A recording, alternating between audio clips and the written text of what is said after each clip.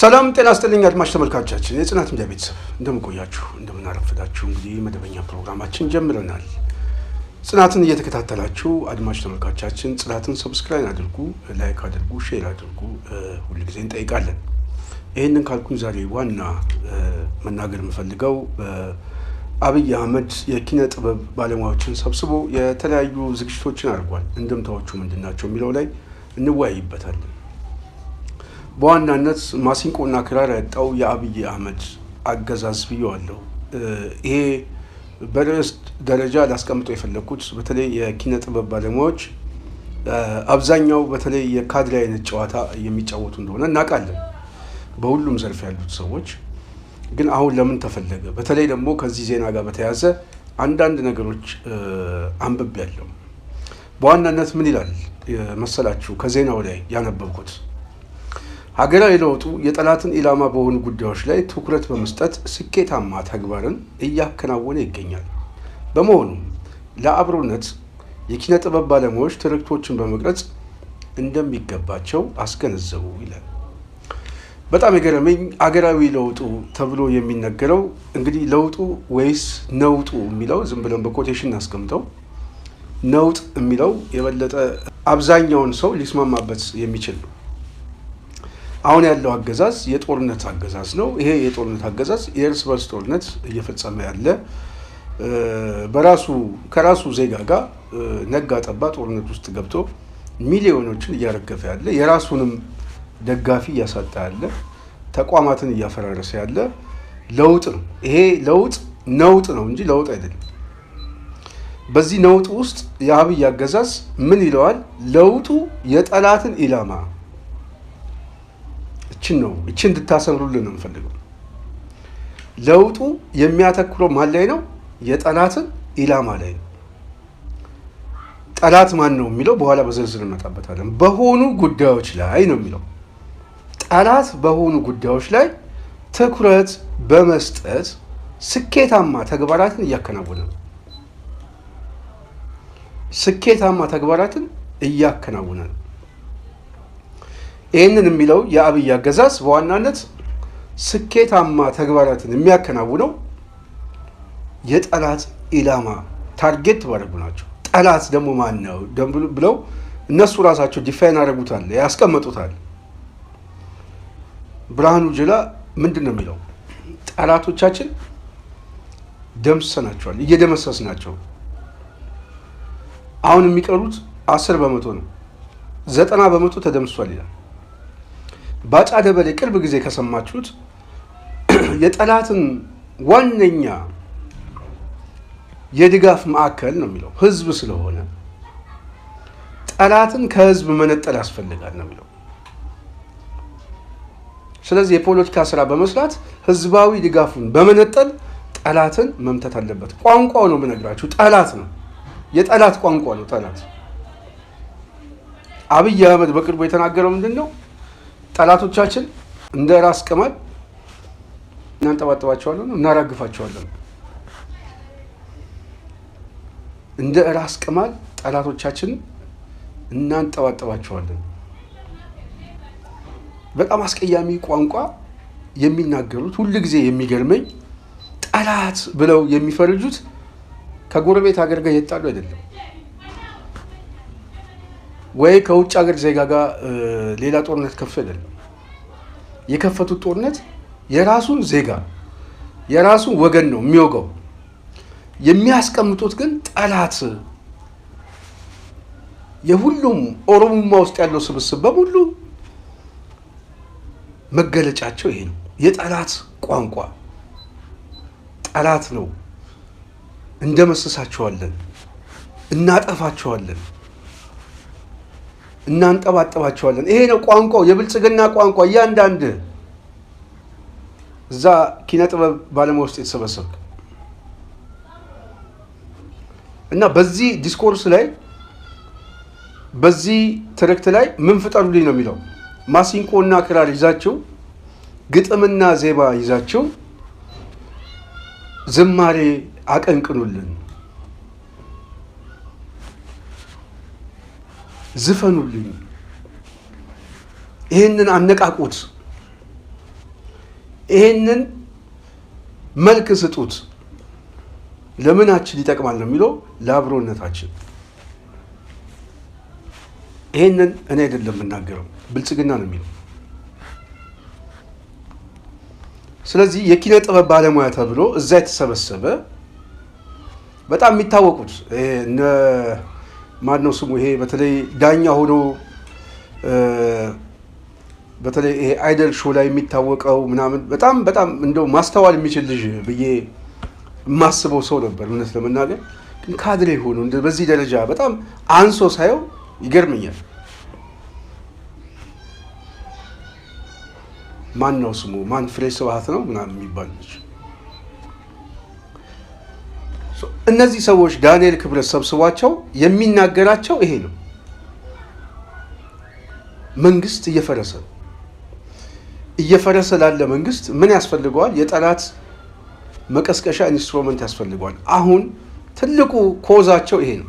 በአንድ በኩል የውስጥ ኃይሎችን ጠላት ብለው የራሱን ዜጋ እየወጋ፣ በሌላ በኩል ደግሞ ውጫዊ ጦርነት ለመክፈት የሚያስብበትም ትርክት እያጣ ነው። ያው ይታወቃል። በአሰብ በኩል ያለው ፍጥጫ መልኩ እየቀየረ አንድ ቀን መፈንዳቱ የማይቀር ጉዳይ ነው። ዝግጅቱ ተጧጥፏል። አብይ አህመድ ነካክቶ በዛም በኩል ያለው ቀላል አይደለም። ከፍተኛ ዝግጅት ነው እያደረጉ ያሉት። የሰሞኑን ጉዳይ እንኳን ብናይ ኤርትራ ከኢጋድ የወጣችበት ጉዳይ ያው ማስረሻ ሰጤ መቼም ነካክቶ መጨረሻ ላይ ኢጋድ ወርቅነህ ገበየሁ ራሱ ማን እንደሆነ እኮ ኢጋድ የሚባለው ያው ኦህዴድ ወደሚለው ተቀይሯል።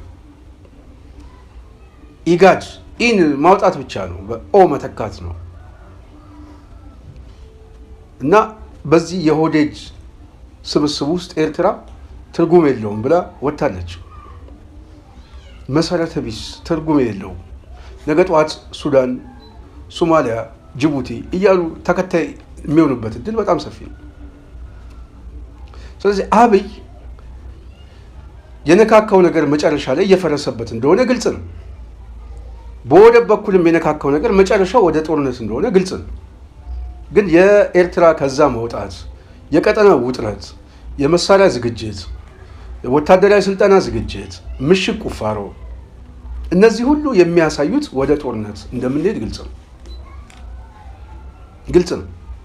ምክንያቱም ሳልቀደም ልቅደም የሚል አመለካከት አለ። ይሄኛውም አሁን እያደፈጠ ያለው የአብይ አገዛዝ በዋናነት አሁንም የምመጣበት አንዱ እሱ ስለሆነ ነው። የትርክት እጦት ማጣት ነው። የሚያሰባስብ ማዕከላዊ የሆነ የትርክት እጦት የለም። ለምንድን ነው የሌለው የሚለው ጥያቄ ጋር ስመጣ ቀደም ያነሳሁት ነጥብ ነው። ጠላቶቻችን እናጠፋቸዋለን፣ እንደመስሳቸዋለን የሚል የፖለቲካ አስተሳሰብ እና የፖለቲካ ቅኝቱ ይሄ ስለሆነ አብዛኛው ህዝብ ዛሬ በጠላትነት የተፈረጀው ማን ከማን ጋር እንደሆነ ግልጽ ነው። በዋናነት የአማራ ኃይሎችን ጠላት ተብሎ የሚፈረጀው ይሄ ህዝብ። በትግራይ በኩል የነበረው ትርክት የምናውቀው ነው። ምን አይነት ስም እየተሰጠው እንደነበረ፣ ምን አይነት የጭራቅ ስም እየተሰጠው እንደነበረ በጦርነቱ ጊዜ የምናውቀው ስለሆነ ማለት ነው። ይሄ ገፊና ነጣ የሆነ አሳሰብ አሁን ብቻውን ሲቀር፣ ብቻውን ውቅያኖሱ ላይ ሆኖ ነፍስ ግቢ ውጪ ባለበት ሰዓት፣ ከፍተኛ ጭንቀትና ረብሻ ውስጥ ባለበት ሰዓት፣ ከሁሉም ኃይሎች ጋር በጦርነትና በግጭት በከፍተኛ የፖለቲካ ኩርፊያ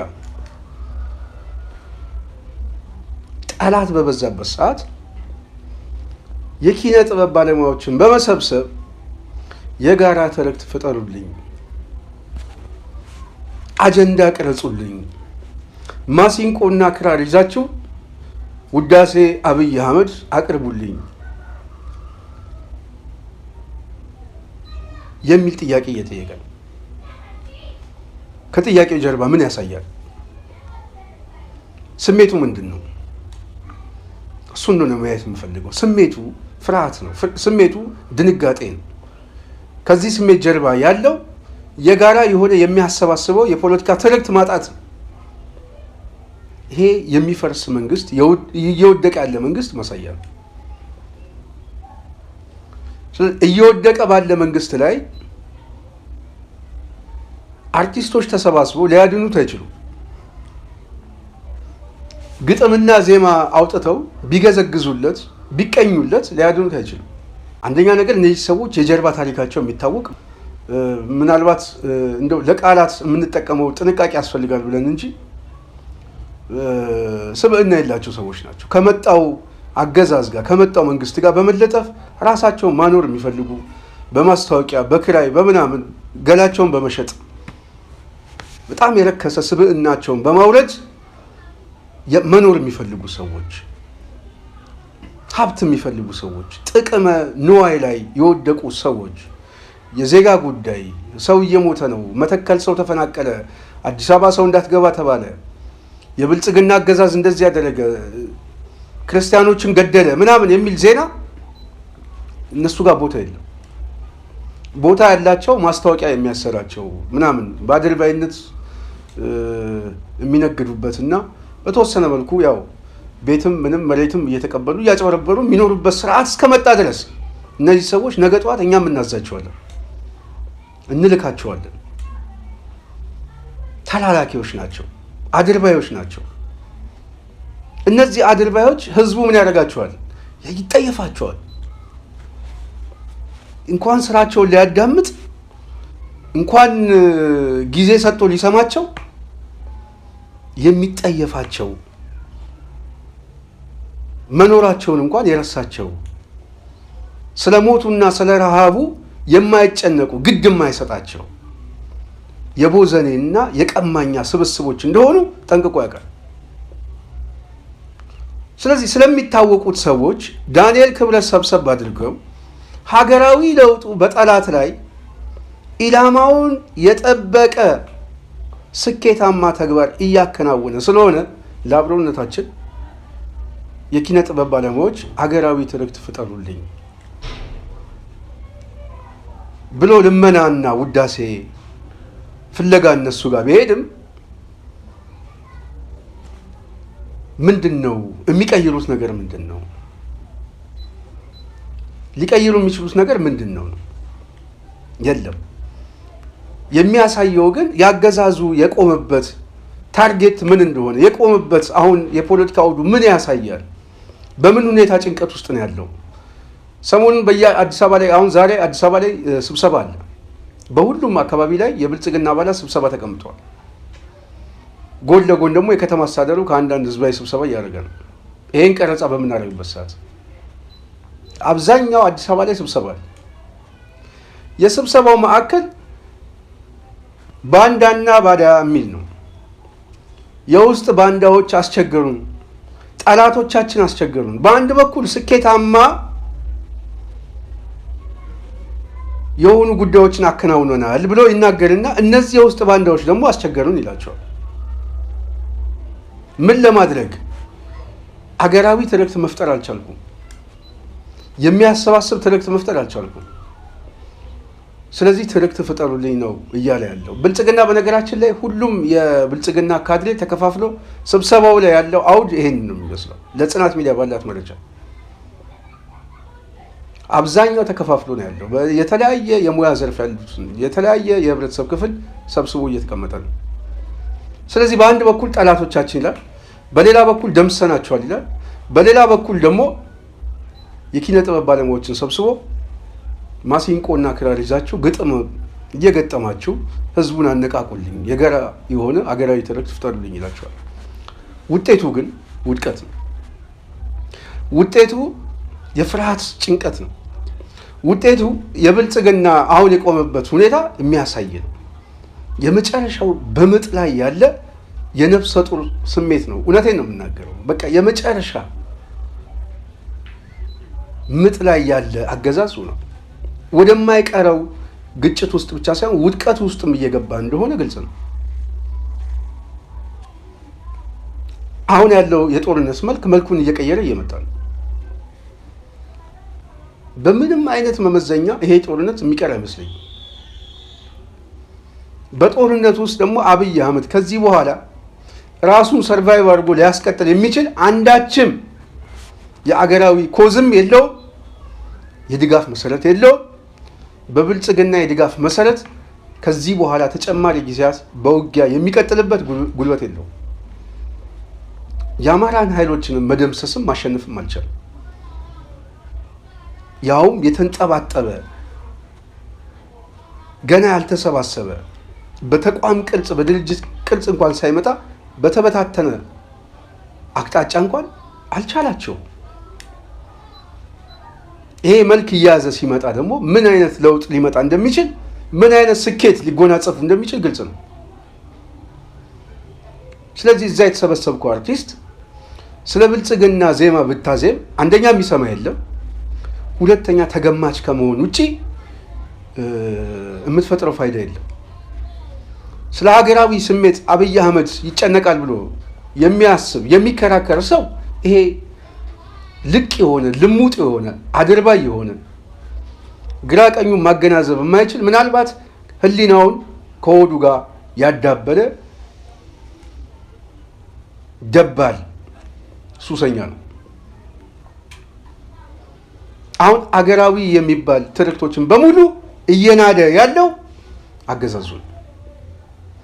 ለአብሮነታችን የኪነ ጥበብ ባለሙያዎች አገራዊ አጀንዳ መሰባሰቢያ ፈልጉልኝ ሲል ብርሃኑ ጁላ ምንድን ነው የሚለው? ይህንን ንግግር ራሱ የሚያፈርሰው ንግግር ብርሃኑ ጁላ ግን መሳሪያውን ስጡንና እናንተ ተገንጠሉ ነው የሚለው። የጦር ኃይሎች አዛዥ የሆነ ሰው መገንጠልን የሚፈቅድ ሰው ነው። አዳነች አቤቤ በጻፋችሁት ህገ መንግስት ውጡልን እንሸኛችሁ የምትል ሰው ነች። አብይ አህመድ ጠላቶቻችን እየደመሰስን ነው ብሎ በኩራት የሚናገር ሰው ነው። ስለ የትኛው አንድነት ነው አንተ የምትሰብከው? የኪነ ጥበብ ባለሙያው አንድነቱን እኮ እያፈረሰ ያለው አጠገብ ጋር ያለው ለስብሰባ ብሎ ያስቀመጠ ኃይል። ይሄ ኃይል ራሱን አገራዊ ትርክት የሀገር አስጠባቂ አድርጎ እያየ በሌላ በኩል ግን አገሪቷን እያፈረሰ ያለ ቡድን ነው።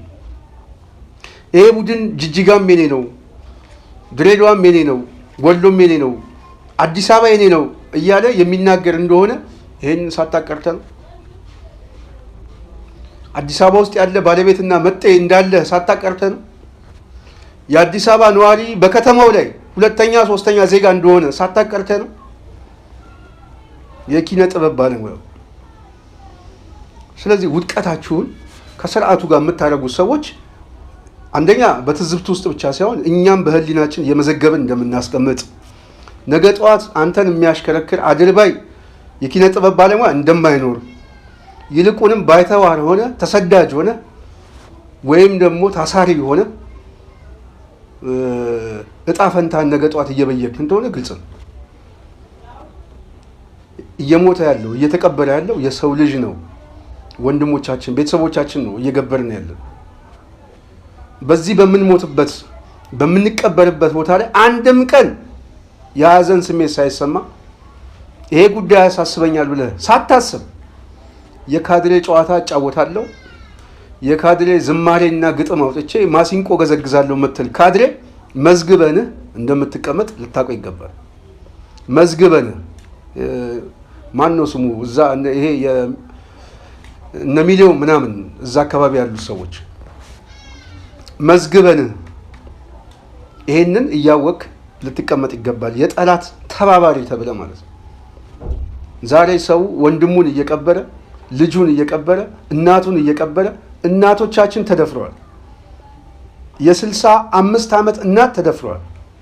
ሄደ የቢቢሲን ሪፖርት ተመልከት። የ8 ዓመት ሕፃን ልጅ ፊት ሰዎች ተደፍረዋል። በዚህ ጉዳይ ላይ የኪነ ጥበብ ባለሙያው አንድ ቀን አዝነህ ይህንን ምናልባት ብሔራዊ ስሜት ሊፈጥር የሚችል ስራ አልሰራም። ለብልጽግና አሁን ግን ጋቢና ኩታ እሸልማለሁ እያልክ ማሲንቆ ገዘግዛለሁ የምትል ምናልባት ህይወትንም እያሳጠርከው እንደሆነ ሊገባ ይገባል ብዬ አስባለሁ። ምክንያቱም ዛሬ አዲስ አበባ ውስጥ የማታውቁት ሰዎች አሉ። በየትኛውም ቦታ ላይ ተንቀሳቅሰ መቀመጥ አይደለም ሻይ ጠጥተ መነሳት አትችልም። አድፍጦ እየጠበቀ ያለ ኃይል አለ። እኛ ይሄንን ስንናገር ቀልድ አይደለም የምንነግርህ፣ የምር ነው የምንነግርህ። በየትኛውም ቦታ ላይ ሊያጠቃ ይችላል። በየትኛው አካባቢ ላይ የጥቃት ኢላማ ልትሆን ትችላለህ። ካገዛዙ ሰራዊት ተለይታ አትታይም። ስለዚህ ብልጽግናን እያሞገስክ ለብልጽግና ውዳሴ ያቀርባለሁ የምትል የኪነ ጥበብ ባለሙያ በእናትና በአባቶቻችን በቤተሰቦቻችን ደም ላይ ማሲንቆ እየገዘገዝክ እንደሆነ የደስታ ጭፈራን እያወራረክ እንደሆነ ግልጽ ነው። እኛ ደግሞ ለዛ ደግሞ የሚያስከፍል ሂሳብ አለ ብለን ደረሰኝ እንቆርጣለን። ይህንን ስንነግር ቀልዴን አይደለም የምነግርህ፣ ዋጋ እንዳትከፍሉ ነው። ዋጋ እንዳትከፍሉ ነው። ይህንን ለማስገንዘብ ብዬ ነው። ዛሬ የኪነ ጥበብ ባለሙያዎች በዋናነት ብልጽግና ሰብስቦ እየሰጣቸው ያለው ዲስኮርስ በዋናነት የአገዛዙን እድሜ ለማስቀጠል የአገዛዙን የስልጣን እድሜ ከማስቀጠል በላይ የሚከፍታቸውን ጦርነቶች ደግሞ እውቅና የሚሰጥ አገራዊ ብሔርተኝነትና አገራዊ እሳቤ እንደሆነ አብይን በማወደስ ብሔራዊ ጀግና አድርጎ ለማውጣት የምትፍጨረጨር የኪነ ጥበብ ባለሙያ ዋጋ እንደምትከፍል ለማስገንዘብ ብዬ ነው ዛሬ በዚህ ጉዳይ ላይ አጀንዳ ያመጣሁት። የጽናት ሚዲያ ቤተሰብ የዛሬው አጀንዳ ይህን ይመስላል። የሚቀጥለው በሌላ ርዕስና በሌላ ጉዳይ እስክንገናኝ የዛሬን በዚህ ያበቃለሁ። ጽናትን ላይክ፣ ሼር፣ ሰብስክራይብ ማድረጋችሁ እንዳትረሱ እያልኩ እኔ ከዚህ ይሰናበታለሁ። ሰላም።